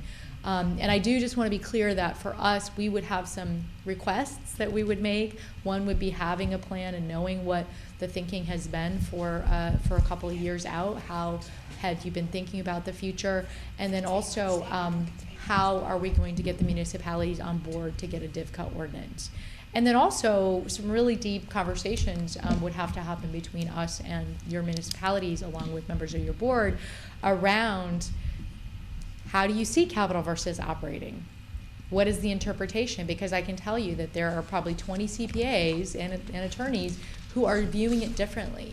So if there's absolutely, we will not consider any other interpretation than the accounting interpretation for capital versus the FCC's interpretation for capital, which is different than a traditional capital interpretation, then that may not be something that we would be willing to come over and take on, because we see that there's some flexibility and adaptability in that. We see other media centers going through that process.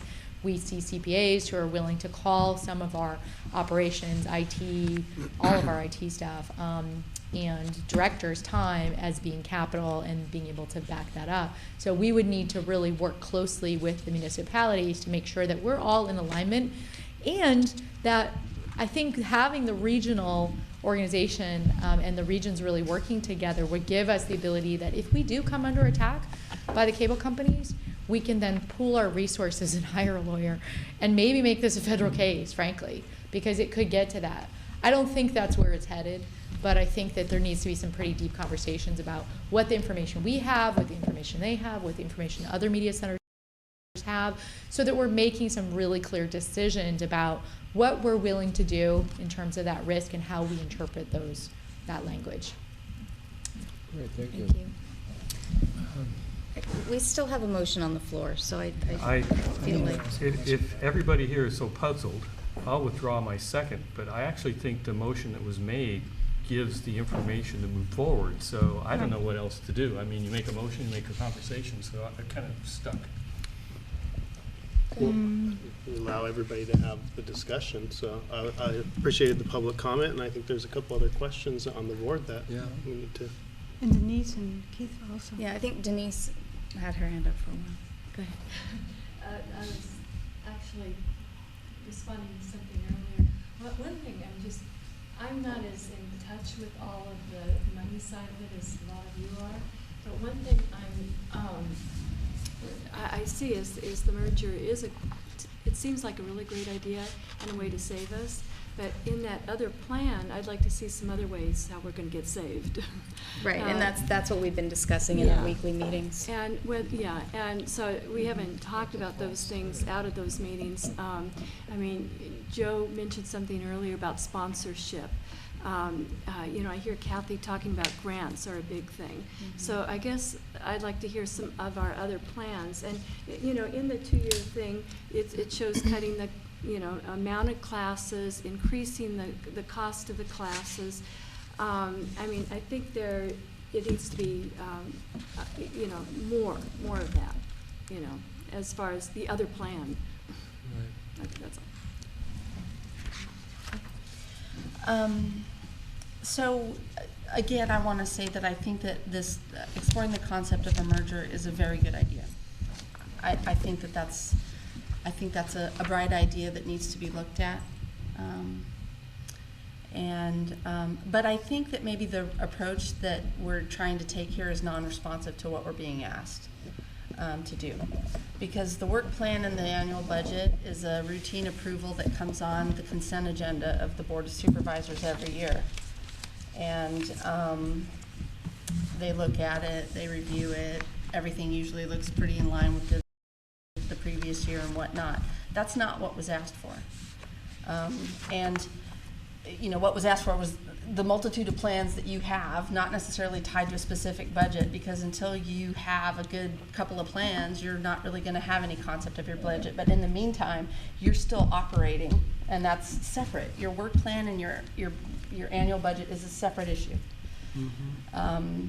They wanted us to come to them and tell them, how are you going to deal with what happens later, separate and apart from what you're doing now? So while I support this concept of a merger and exploring all of that, and some of I've read all the minutes from all the ad hoc committee meetings. You guys have done a lot of work, and I think you are taking a hard look at it. I think by adding the work plan with a 6-month plan that's contingent upon a merger, which is just one of a couple of concepts that are being vetted, mm-hmm. I can't vote for that budget that's in here because it's hanging. Some of the numbers aren't correct, and it's hanging assumptions on we're taking one path as opposed to the 3 paths that we may go to them and say we're looking at these 3 paths. So if we call the question and we vote on this, the reason that I would vote no is not because of the fact that I don't think that it's a good idea. I do think it's a good idea. I think it's something we should take a long, hard look at. But the budget that's attached to it, if my voting yes is consenting to that budget I don't think belongs, I don't think that presenting that to them is responsive to what they're asking for. So I just wanted to make that clarification. Are you saying then that you should go to the Board of Supervisors with the work plan without a budget? That's what I'm going to ask. And that is my main question. Can we present a work plan to the Board of Supervisors, a multi-year work plan, without any kind of operating budget? Well, they're 2 separate things. Yeah, they asked you to question. come to the Board of Supervisors to say how you're going to survive what we all know has been coming down since 2006. Like, right. That we really get it. Because there haven't been a lot of indications up until that point that we got it as a board. We own that. Okay, I've been on this board for 5 years. Mm-hmm. And I've been screaming it from the mountaintops that whole time, and I just kind of get a lot of kicking the can down the road. To the point where the things that I'm saying, now the Board of Supervisors is going to be saying to you. You know, we could have dealt with it in a less formal way, but it wasn't being dealt with. Can you have a budget that's not attached to the work plan? To say, here's the work plans, but this is a separate budget, or? So I think that, yeah, I think that we need to not have a argument back and forth at this moment. It's just, it's not appropriate. Let me do this, 'cause I this is think going- it was Keith's turn. I had the same question that Tess did, and I want to ask specifically the motion. Does it say, the motion, we are approving the 6-month budget that was tabled in the Finance Committee? That's my specific question. Well, I'm That's sorry that I wasn't aware of it, because basically what I said, and I thought we had to attach the budget, I said we show them 2 paths. This plan, the multi-year plan, and the merger plan. I thought we had to attach a budget to it. I am not attached to that attached budget. That's what I was gonna say. Yeah, sometimes. I mean, with, amending, really what I want is, this is a path and this is a path. It's really clear. We've worked really hard in the ad hoc committee about this multi-year plan. The merger is more, is younger, but it's another viable plan and path to take. So that is the motion. Go with a 2-pronged work plan. Multi-year. And you're unattaching the budget. And I am not attached to the budget. And that was my question. Okay, I'll accept the withdrawal of the budget, because that was my suggestion, we put a budget in, we'll talk about that That's next. right. Okay. Is that okay with you? Yeah. Good. So, Mary Ann, is this still acceptable for what you need to move forward? Because that's my concern. Okay. In terms of something to present to the Board of Supervisors, what I'm hearing is what we need to present is the multi-year plan, and we need to feature the merger, exploration of the merger as we discuss the multi-year plan. Either give them 2 choices but give them that kind of plan. The budget and work plan, which is basically, a lot of it is the second part of this in terms of the staffing and the hours and those kinds of changes. That's a separate piece that would go to them in a separate cover at a separate time. And my question, of course, is going to be, I have to, getting that for that time to make sure that gets to them. And to that, I can attach a year budget. I can attach an annualized budget for that. It would need, my concern is in terms of turning this around, it would, the work plan and what you're asking me for, to be able to turn this around quickly enough, I'm concerned about your approval of that plan. And wondering how we're going to make that work. Your And multi-year plan? of the multi-year plan. Because it hasn't, We're not attaching a budget to it right now. Correct. But what I'm saying is I'm going to put together, I will put together based on the work that we've done in our committee, we'll put together that plan, we'll put together the merger potential. We can put those things together into a document. The question becomes the board approval of that document.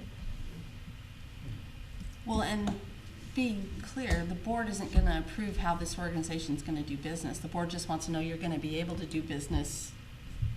So we're not saying we have 2 options. You guys decide how we're going to run our absolutely business. not. I mean, No. they're just wanting to know that We have it an can be idea. done. We have a plan. Right. We have a plan. Right. But I was thinking about you as the board in terms of your. Which Yes. board? I'm sorry.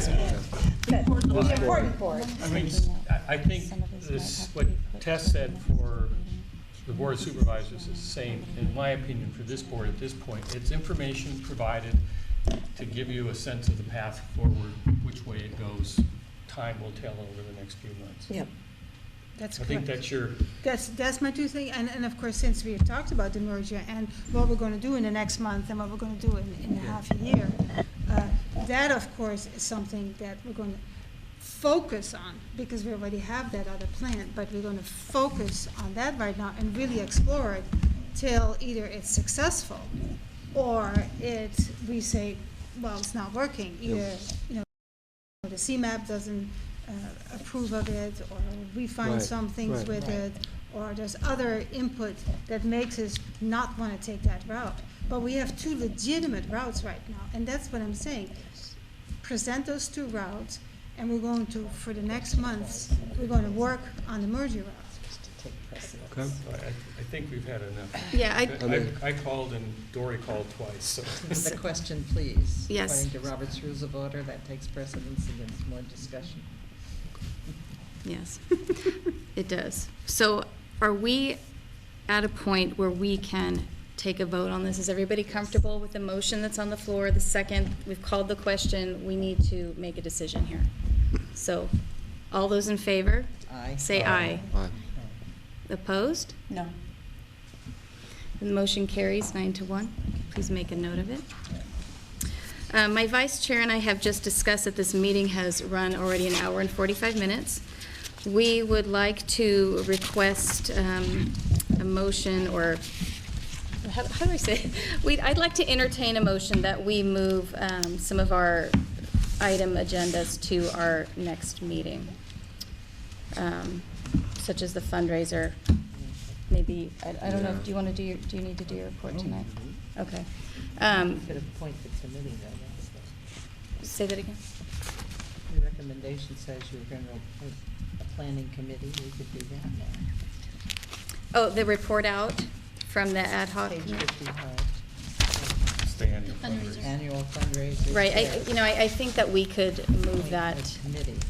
You don't want to appoint the committee. No, I really feel like this needs to take precedence right now, and if people would be okay, I feel like this merger discussion is so important that I feel like it takes precedence. But if people want to discuss the fundraiser, it's just that it's almost 8 o'clock, and I'm trying to be really aware of not only our board of directors, but also our staff, who are very kindly volunteering to film this meeting. So, Mary Ann, don't you need us to approve the changes for the coming year at this meeting? The closure hours, the staffing? yeah. Then Yeah, we have let's some business, yeah. let's take a 5-minute recess, please, and then we will meet back here in 5 minutes, and we will continue the meeting. It's 7:46. Let's meet back here at 7:51, if that's okay.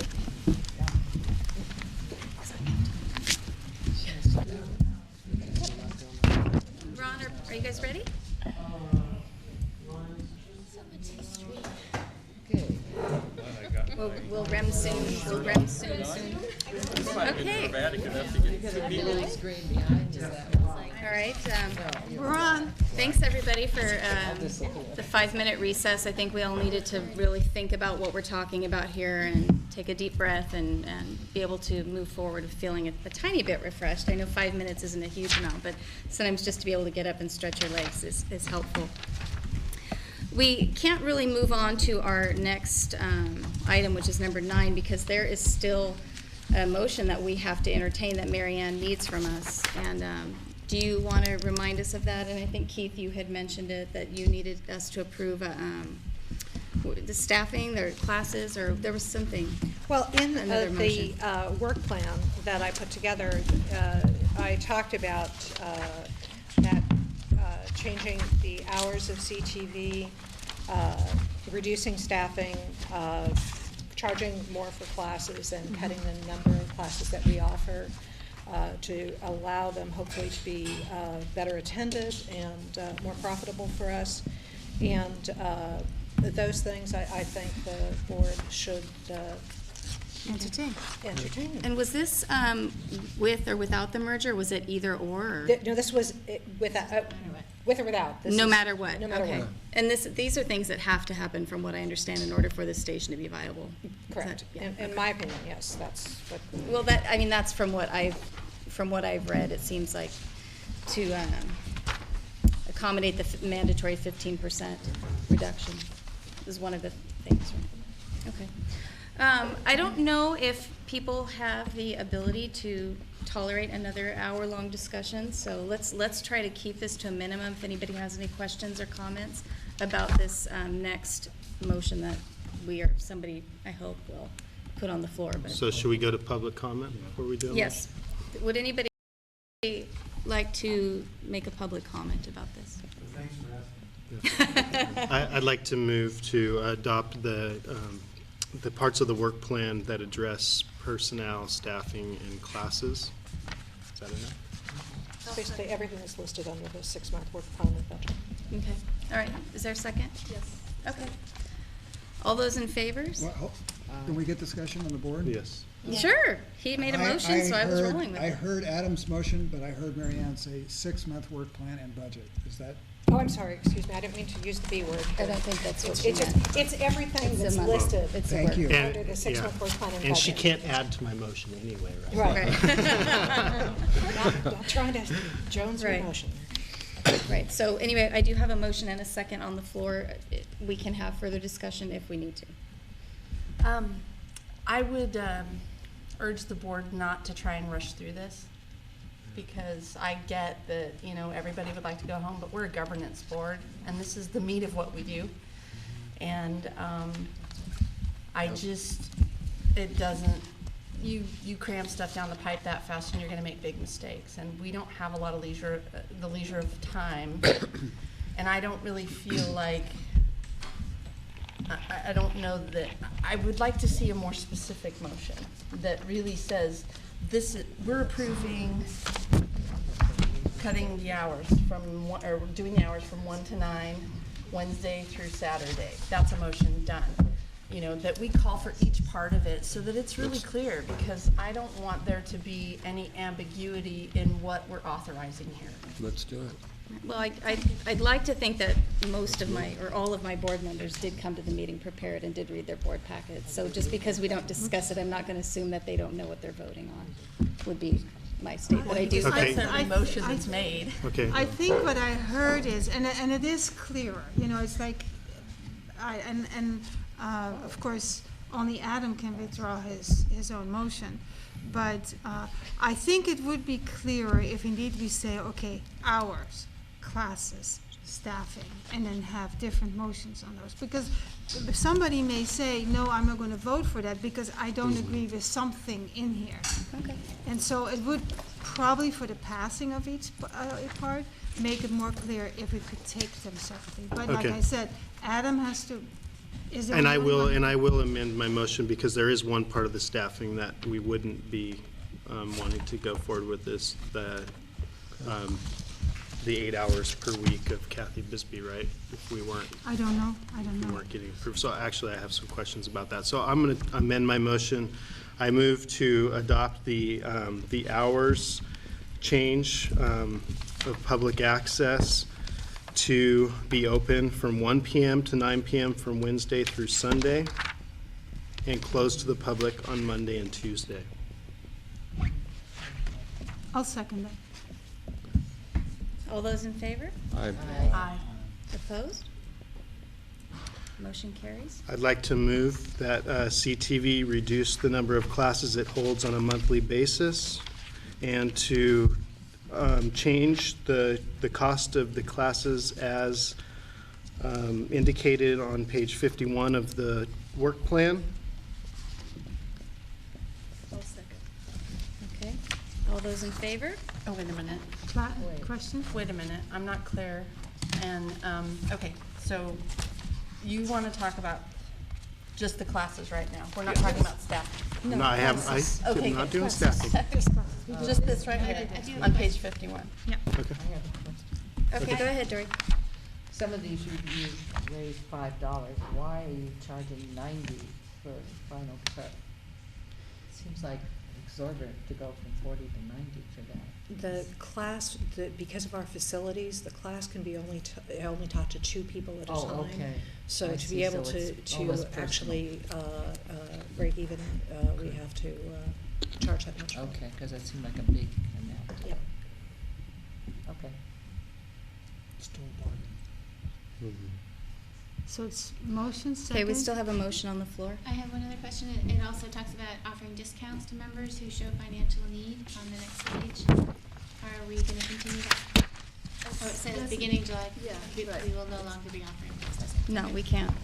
The Is that station part of the can't afford it. So, yeah, I'll amend my motion to include that CTV will no longer be offering class discounts as of July 1st, 2012. And that will be, I And think that, basically. and that CTV will be piloting the Online classes, online classes. Would the removal of the financial component, I mean, the discount, would that constitute a change to a policy manual or procedure that we have relating to that? Didn't we adopt a new structure for membership and discounts and things like that that would cover that? I mean, are we able to do that without addressing the place in our policy